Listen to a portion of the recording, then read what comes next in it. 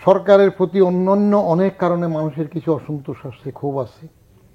ছাত্রলীগের অত্যাচার, অন্যায়, হলের যে এটা না ওটা ক্ষোভ আছে, এটার থেকে একটা ফুঁসে উঠছে।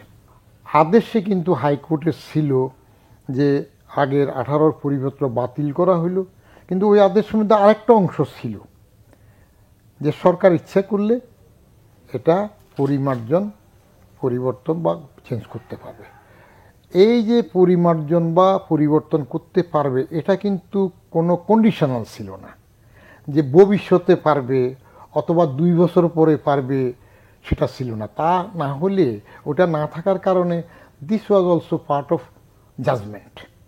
তো এই জাজমেন্ট থাকার পরে সরকার আবার পরিপত্র জারি করে দিলেই পারত, এটা আবার আপিলে যাওয়ার কোনো দরকার ছিল না। তাহলে এখানে শেষ হয়ে যেত। প্রথম ভুল হয়েছে, 18তে সংস্কার চেয়েছিল, রাগ করে হোক গোসা করে হোক পুরা বাতিল করাটা একটা ঠিক হয় নাই। দ্বিতীয় হইল, যারা মামলা করেছে এই মামলাটা ওই যে আমার দৃষ্টিতে বললাম না, এটা মামলার রিট করার পর্যায়ে এটা থাকে না, এটা সরকারের সম্পূর্ণ নিজের এখতিয়ারের ব্যাপার। থার্ড হইলো, তারপরেও মামলাতে যা রায়টা হইল সেই রায়ের মধ্যে সরকারকে ক্ষমতা দেওয়া ছিল, এটা করে দিলে হয়ে যেত। তারপরে যেটা ঘুরলো সেগুলো হয়ে গেছে, আন্দোলনটা শান্তিপূর্ণই তো ছিল, ঠিকই ছিল। এখানে আমরা মাঝে মাঝে কথা বলতে সমস্যায় পড়ি। ওই যে বললে মায় মার খায়, না বললে বাপে হারাম খায়, এই জাতীয় ঘটনা আছে না গল্প, যে সবসময় বাপ মাংস খেতে চায় কিন্তু মাংস মা আর কত জোগাড় করে, বিড়াল জবাই করে দিয়ে দিল। এখন এটা ছেলে দেখে ফেললো, ছেলে যদি বলতে যায় তাহলে মাকে মারবে বাপ, না বললে বাপ আবার বিড়াল হারাম খায়, সেই দশার মধ্যে পড়ি কথা বলতে গেলে। পরে যেটা হইল, ছাত্রলীগকে লেলিয়ে দেওয়ার যে কথাটা, যে ছাত্রলীগই যথেষ্ট, এটা একেবারে পলিটিক্যাল ইম্যাচুরিটি।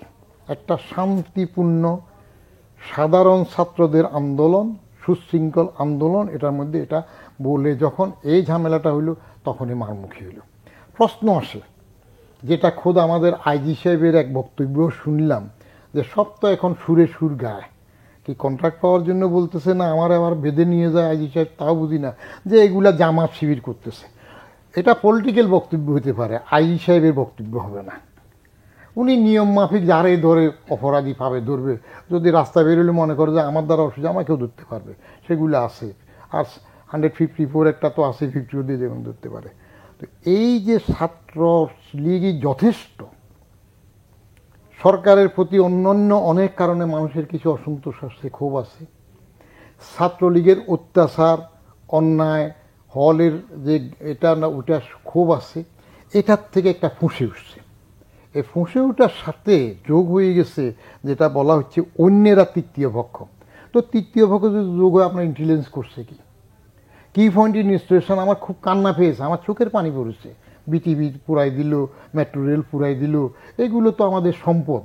হ্যাঁ, কিন্তু ক্ষোভ হতে যাইয়া যদি নাশকতায় চলে যায় তাহলে আপনারা করছেন কি, পারেন নাই। পুলিশ ব্যর্থ হইল, র্যাব ব্যর্থ হইল, হেলিকপ্টার থেকে গুলি করার কথাবার্তা শোনা যাইতেছে, আজকেও পত্রিকা দিলাম কে মারা গেল। শেষ পর্যন্ত কিছুটা তো রক্ষা, অবশেষে সান্ধ্য আইন দিয়ে রক্ষা। না হইলে যে ওবায়দুল কাদের সাহেব বলতেছিল যে গণভবন আক্রমণ করতো শ্রীলঙ্কার মতো, এরকম একটা কি কথা বললেন না উনি, তো সেটা ঘটতে পারতো, অসম্ভব কিছু না। এই ঘটাটা যদি ঘটে থাকে, যেটুক ঘটছে, এটা সরকারের ব্যর্থতা।